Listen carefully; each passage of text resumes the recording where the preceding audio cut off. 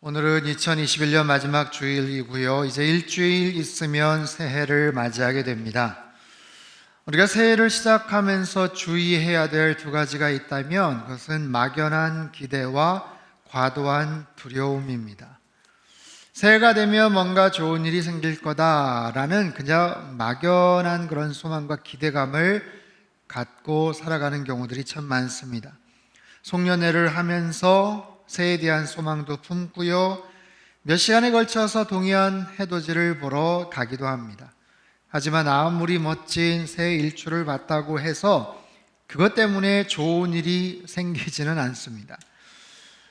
우리가 살아가면서 여러 가지 삶에 대한 염려와 두려움도 있지만, 특별히 새해를 시작하면서 코로나 팬데믹 상황으로 인해서 그 어느 때보다도 막막한 두려움 속에 새해를 맞이하는 것 같아요.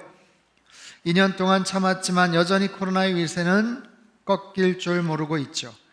전문가들이나 제약회사들은 장밋빛 소망을 이야기하지만 이제는 그다지 신뢰가 잘 가지 않는 그런 느낌이에요. 한 해를 정리하면서 새해를 맞이하는 이 시점에 우리가 정말 붙잡아야 될 확실한 소망이 있다면 과연 그것은 무엇일까?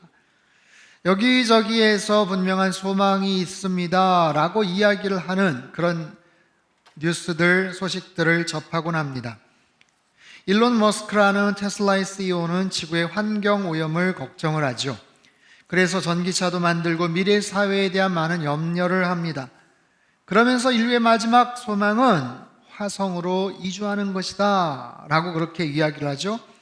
로켓을 쏘아 올리고 언젠가는 일단의 무리들을 화성으로 보내서 거기에 특별한 도시를 건설해서 살아가는 것만이 유일한 소망이다, 이런 아주 원대한 꿈을 가진 그런 사람도 있어요. 요즘 유튜버들 많이 시청할 텐데 인기 유튜버들 중에서는요, 앞으로 가장 확실하고 안전하게 투자할 주식이나 금융 상품이 어떤 것이 좋은지 자신감 있게 말하시는 그런 분들도 있죠.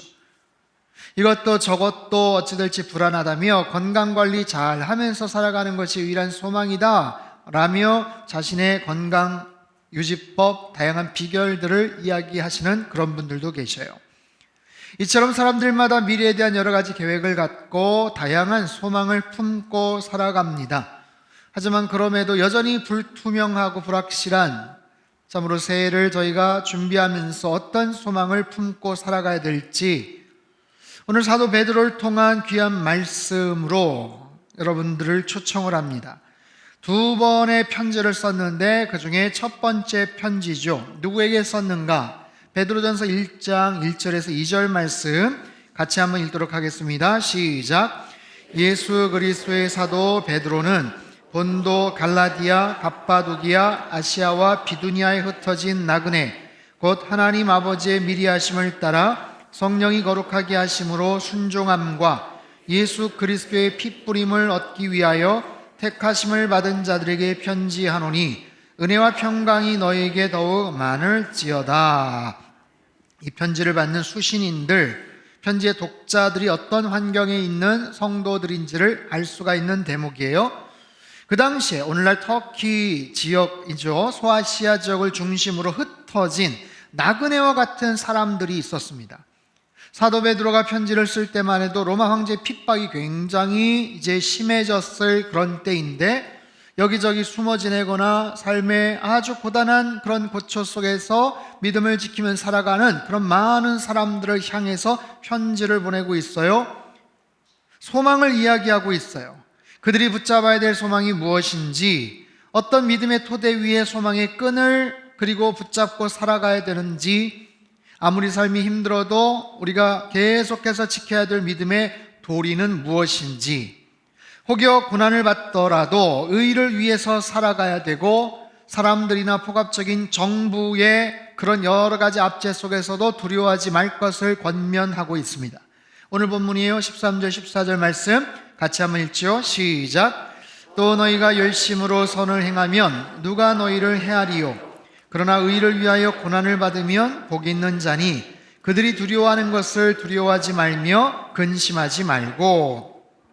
열심히 선을 행하는 것, 의를 위하여 고난을 받는 것, 그들이 복된 사람이다.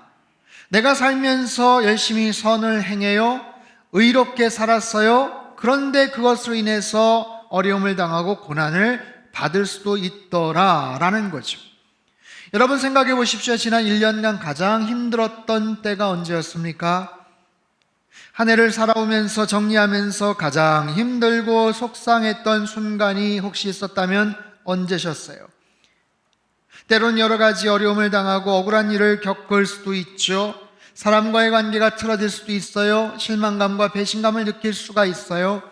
그래서 얼굴을 붉히게 만들고 나름 좋은 의도로 뭔가를 했음에도 불구하고 속상한 그런 대접을, 그런 여러 가지 반응을 통해서 참으로 힘들고 어려웠던 그런 적들. 여러분, 선한 의도가 왜곡되는 것, 그것 때문에 부당한 취급을 당하는 것, 그건 정말 속상하고 힘들게 하는 거예요. 오늘날 우리들은 대단히 편리한 시대를 살아가고 있는 건 맞지만 한편으로는 굉장히 어려운 힘든 시대를 살고 있어요. 왜냐하면 모든 것이 다 오픈이 됩니다. 모든 것이 다 그냥 비교가 되는 그런 세상이에요. 몰라도 되는 것들이 참 많은데, 모르는 게 약이 될 수도 있는데 굳이 불필요한 그런 여러 가지 정보들 알지 않아도 살아가는데 아무런 지장이 없을 수 있는 그런 온갖 여러 가지 이야기들, 뉴스거리들이 인터넷이나 유튜브나 여러 그런 여러 가지 언론을 통해서 공개가 되고 우리 귓가에 들려옵니다.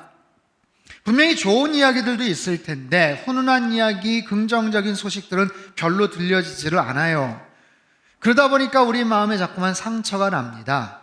크고 작은 상처, 스크래치가 생기고 마음속에 불만이나 또 여러 가지 분노를 느끼게끔 하는 그런 상황들, 더구나 코로나 상황이 계속 지속되면서 갖고 있었던 소망이 이루어지지를 않는구나라는 상황 속에서 힘든 일들이 얼마나 많아요. 여러분, 누가 상상이나 했겠습니까? 지금 2년 꽉 채웠는데 아직도 여전히 마스크를 쓰고 있고 앞으로도 어떻게 될지 전망이 모호하다라는 것, 그저 백신이 나오면 괜찮아질 거야, 위드 코로나가 되면 그래도 생활하는데 괜찮을 거야, 그러다가도 상황이 계속해서 어려워졌어요, 앞으로 오미크론 변종 바이러스로 인해 더 혹독한 겨울이 될 것이다 라는 말에는 엄청난 배신감도 느끼게 됩니다. 사람들을 구분을 해요. 접종 완료자와 미완료자로 구분을 합니다. 여러 가지 상황 가운데 생활에 있어서 불편함을 야기도 하고 심지어는 교회에 와서 예배를 드리는 것조차도 누구는 되고 누구는 안 됩니다 라는 굉장히 거절감과 큰 상처를 느끼게끔 만드는 그런 여러 가지 상황들이 있어요. 여러분 주변에도 백신 미접종하신 분들이 종종 있을지 몰라요. 여러분, 그분들마다 각자의 사연이 있습니다. 애초부터 기저질환이 있어서 계속해서 염려 가운데 마지못해 시작을 하다가 아직까지 2차 접종 못하신 분들도 계셔요. 특히나 임산부들의 경우는 주사 한 대 맞고 약 먹는 것조차도 얼마나 신경이 쓰이는지 몰라요. 그런데 하물며 거기다 백신 투여라니요. 이게 굉장히 스트레스가 되는 일이고 두려운 일이죠. 그래서 참고 견뎠는데 이제는 백신 패스로 인해서 생활하는데, 활동하는데 엄청난 제약이 생기는 거예요. 그래서 그런 속이 상한 채 여러 가지 답답한 마음으로 연말을 보내고 있죠. 언제까지 이렇게 참고 기다릴 수 있을까? 우리가 정말로 꽉 붙잡을 수 있는 분명한 소망이라는 것은 무엇일까? 그런데 오늘 본문에서 사도 베드로가 그 소망에 대해서 이야기를 해요. 소망이 있다는 겁니다. 그리고요, 그 소망을 우리가 알고 있다는 거예요. 오늘 본문 15절 말씀을 우리 같이 한번 읽도록 하겠습니다. 15절 시작. 너희 마음에 그리스도를 주로 삼아 거룩하게 하고 너희 속에 있는 소망에 관한 이유를 묻는 자에게는 대답할 것을 항상 준비하되. 아멘. 너희 속에 있는 소망에 관한 이유, 소망에 관한 이유, 너희 속에 있는, 이미 우리가 그리스도를 주로 고백했다면, 예수님이 나의 구세주가 되신다면, 그분으로 인해서 성결되고 하나님의 자녀가 되었다면 이미 우리들에게는 소망이 있다라고 말씀을 하고 있어요. 여러분, 이 본문을 통해서 우리 영적 정체성과 영적인 신분을 이렇게 표현할 수 있죠. 크리스찬이란 누군가 소망이 있는 사람들이, 소망에 관한 이유를 알고 있는 사람이에요. 어떤 소망이요? 하늘에 관한 소망이에요. 하늘의 소망을 두는 사람, 내일의 소망을 두는 사람, 비록 현실은 어렵고 정말 지지부진하지만 내일 미래에 대한 소망을 품고 살아가는 사람들, 바로 우리가 그런 사람들이다. 흩어져 나그네처럼 살고 있는 그들을 향해서 당신들이 그런 소망을 품고 있는 그런 사람들이다 라고 이야기를 하고 있어요. 여러분, 사도 베드로는 어떻게 이런 소망에 대한 확신을 갖고 살게 되었을까요? 그는 예수님 만나면서 그의 삶 속에 놀라운 변화가 생겼어요. 그리고 나서 소망을 자신의 삶을 통해 체득한 사람입니다. 학자들은 베드로전서를 가리켜서 소망의 서신이라고 그렇게 별명을 붙였습니다. 예수님을 만나고 나서 그가 어떻게 소망을 품은 존재로 살아가게 되었는가? 자, 보십시오. 베드로의 인생을 한번 떠올려 보세요. 그는 젊은 시절부터 소망을 품고 살았던 사람이에요. 갈릴리 연안에서 고기를 열심히 잡으면서 소망을 품고 살았던 사람. 복음서에 보면 그가 결혼을 했어요. 가정을 위해서 아마 열심히 헌신하며 살았던 그런 사람이었겠죠. 비록 배운 것도 없고 가진 것도 없지만 성실하게 묵묵하게 밤새도록 그물질할 수 있는 그런 사람, 고기를 잡아서 열심히 가족을 부양하고 가정을 잘 세워야 되겠다는 소망을 가진 사람, 소박하지만 거짓이 없었고요, 투박하지만 요령 피우지 않고 꾸준하게 맡겨진 일을 위해 소망을 품고 살았을 사람이 바로 베드로입니다. 그런 베드로가 예수님 만나고 인생의 놀라운 변화를 경험합니다. 그가 가졌던 이 땅에서의 소망이 아닌 천국의 소망을 품게 주님께서 그에게 비전을 주셨죠. 말씀하셨죠.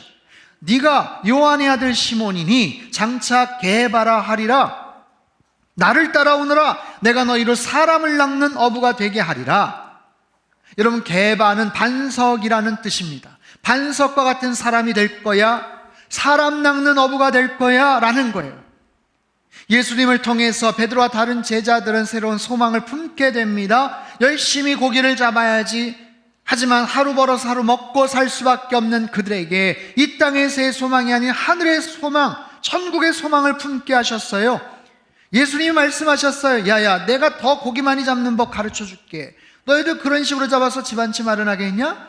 그렇게 말씀하시지 않고요, 정말 불안불안한 인생을 살아가는 그들에게 물고기로 인생을 승부를 거는 것이 아니라 정말 사람 낚는 어부, 천국에 대한 소망을 품는 그런 사람, 반석과 같은 충직하고 헌신된 듬직한 사람이 될 것이다, 이런 소망을 품게 하셨죠. 베드로는 예수님 만나고 기분이 좋았습니다. 소망이 생겼기 때문에 그래요. 아하, 내가 더 좋은 사람이 될 것 같아. 더 위대한 꿈에 사로잡혀 더 귀한 일에 쓰임받으며 살 것 같아. 그런 소망. 이 땅에서의 만족이나 행복이 아니라 하늘나라 천국의 상급을 향해 달려갈 수 있는 영생에 대한 소망을 품고 살아간 거죠. 베드로의 소망은 거기서 끝나지 않습니다. 3년간 수석제자로 좌충우돌하는 모습, 부끄러운 기억도 있었지만 그런 베드로를 예수님께서 찾아오셨어요. 부활하신 후 그를 다시 찾으셨고 또 다른 소망을 주셨고 새로운 책임을 맡겨주셨습니다. 디베랴 바닷가 새벽 어스름할 때 부활하신 예수님은 베드로와 제자들 찾아와서 먹을 것 주시며 말씀하십니다. 그리고 베드로에게 질문하세요. 네가 나를 사랑하느냐? 여전히 네가 나를 사랑하니? 너 나를 사랑한다면 내 양을 먹이라. 네가 여전히 나를 사랑하고 있다면 나의 양을, 나의 연약하고 어리석고 부족하고 말 안 듣는 그 양들을 먹여주고 보살펴 주어. 네가 젊어서는 원하는 곳으로 다녔지만 늙어서는 네 팔을 벌리게 될 거고 다른 사람이 너에게 띠를 띠고 원치 않는 곳으로도 데려갈지 몰라. 하지만 그럼에도 너는 여전히 나를 따르면 된다. 베드로는요, 예수님의 그 말씀에 또 다른 소망을 품고 나아갑니다. 그 말씀대로 순종할 때 사도행전에서 놀라운 역사와 변화를 경험하게 됩니다. 초대교회의 기둥 같은 그런 존재가 되고요, 들불처럼 복음이 번져나가는 것을 목격하며 초대교회의 수장과 같은 귀한 영적인 리더가 되는 거예요. 그렇게 소망으로 말미암아 변화된 자신의 삶을 마치 간증이나 하듯이 어려운 처지에 있는 형제 자매들을 향해서 위로와 용기와 소망의 메시지를 지금 기록하고 있는 것이죠.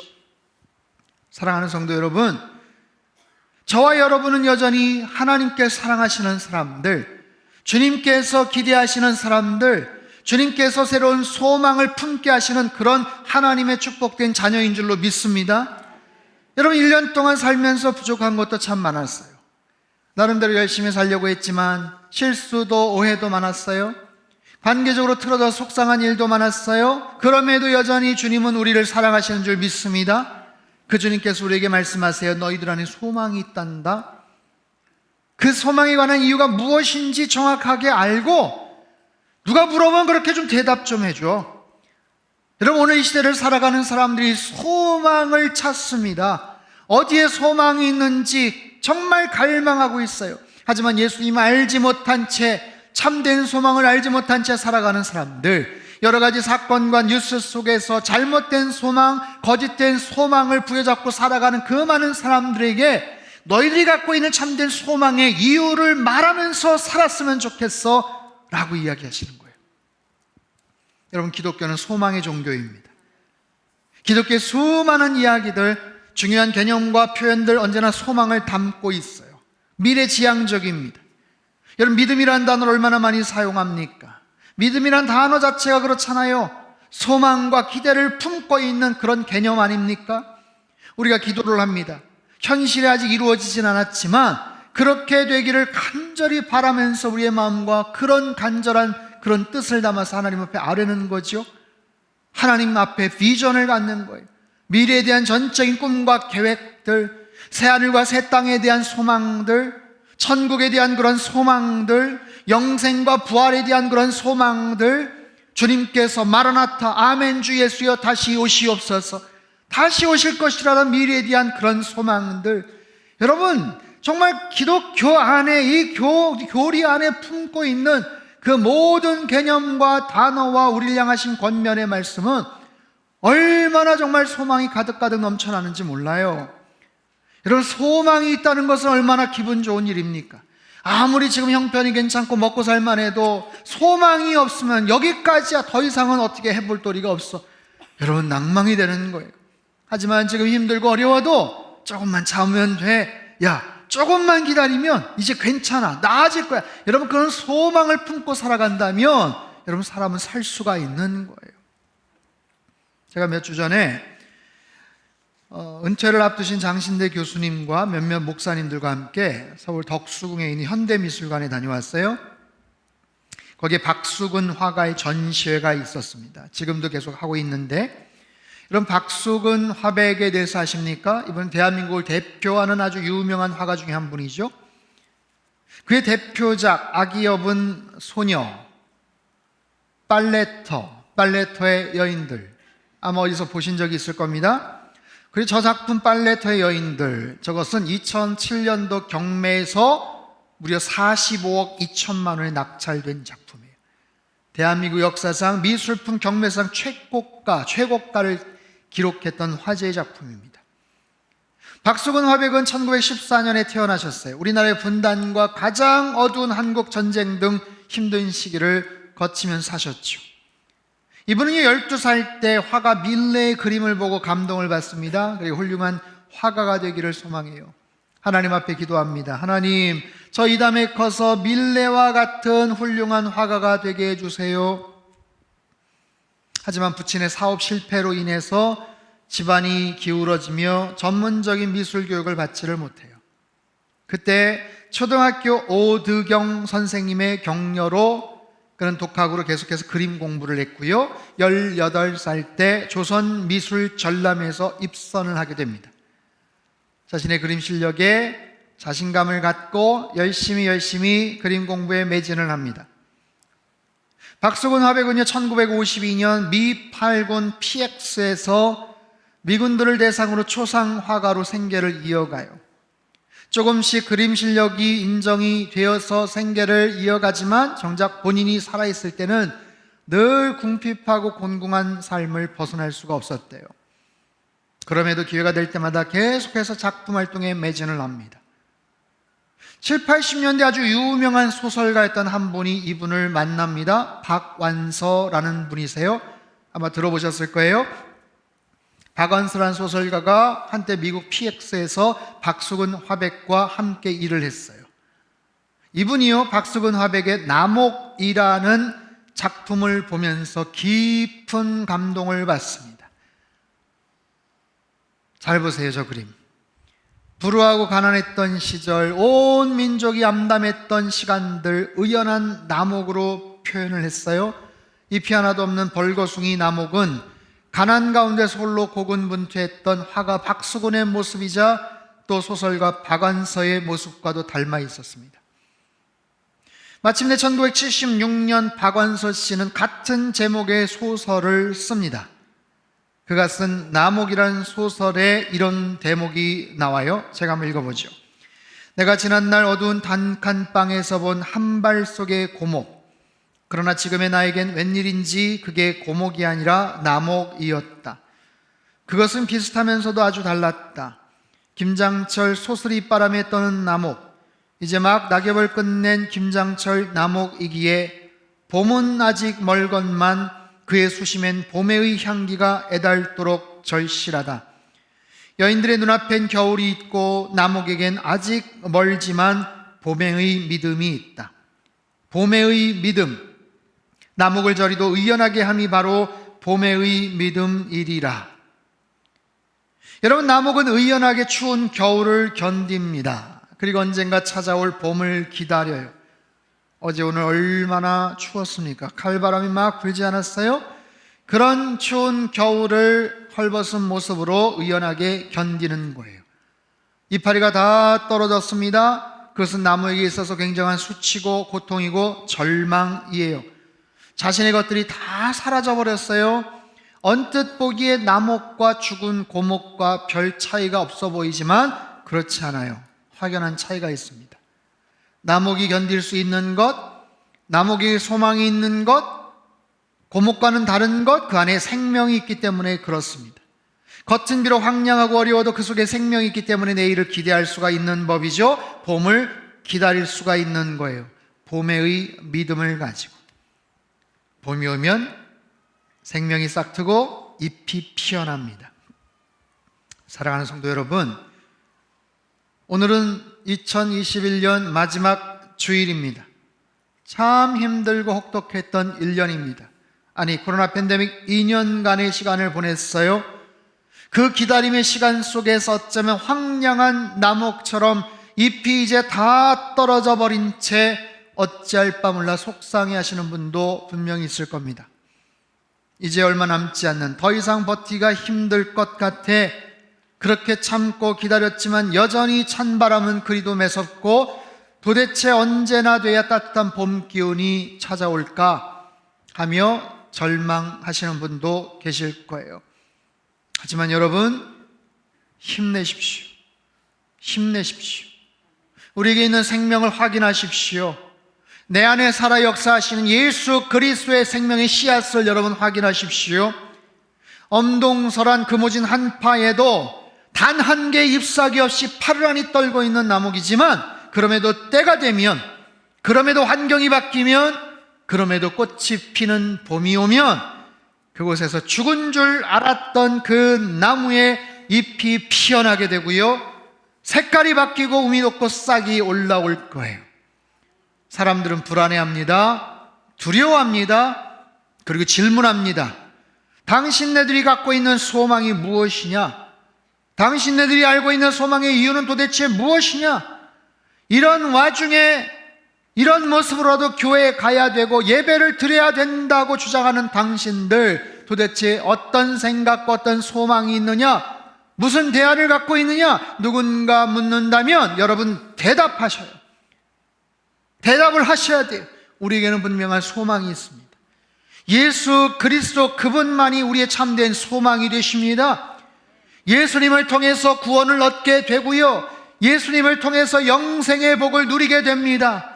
언젠가 이 땅을 다 우리는 떠나가야 되지만 예수님 때문에 죽음이 끝이 아니라 영원한 천국으로 가는 그런 놀라운 고귀한 그런 시작점이 됩니다. 그 주님 안에서 우리는 다시 시작할 수가 있습니다. 깨어진 인생도 다시 시작될 수가 있어요. 무너진 가정도 쓰러진 모든 삶의 자리도 다시 회복될 수가 있습니다. 그것이 우리에게 있는 소망의 이유입니다. 그 주님께서 우리에게 힘과 능력과 생명을 주십니다. 여러분, 예수 그리스도 안에 생명이 있음을 믿으시기를 바랍니다. 지금은 힘들고 어렵지만 내 안에 예수 그리스도께서 함께 하셔요. 나를 인도하셔요. 그리고 모든 환난에서 지켜주실 겁니다. 다시 우리에게 힘을 주시고요, 새로운 비전과 계획과 소망을 허락해 주실 거예요. 우리는 그런 이유를 가지고 살아가는 사람들이에요. 예, 맞습니다. 그런 소망의 이유를 우리는 알고 있어요. 여러분은 소망의 이유를 알고 있는 그런 사람들이에요. 어떤 소망을 갖고 있는지 분명히 생각하시고 믿음으로 고백하시고 기회가 되는 대로 그 소망의 이유를, 그 이유를 알지 못하는 사람들에게 선포하고 전하면서 살아야 돼요. 올 한 해 여기까지 수고 많으셨어요. 여기까지 오시느라 참 애쓰셨습니다. 여러분, 더더욱 예수 그리스도 안에 참된 소망을 품고 살아가시기를 바랍니다. 소망에 관한 이유, 분명한 그 이유를 확인하시고 성취하시는 그런 귀한 복된 새해가 될 줄로 믿습니다. 우리의 소망 되시고 환난 가운데 지켜주신, 그리고 여기까지 인도해 주신 살아계신 하나님, 우리 구주 예수 그리스도, 그분께 우리 감사와 영광과 찬양의 박수 올려드리겠습니다. 할렐루야. 하나님 아버지, 힘들고 어려운 순간순간들이었지만 하나님께서 함께 하셔서 여기까지 왔습니다. 참 감사합니다.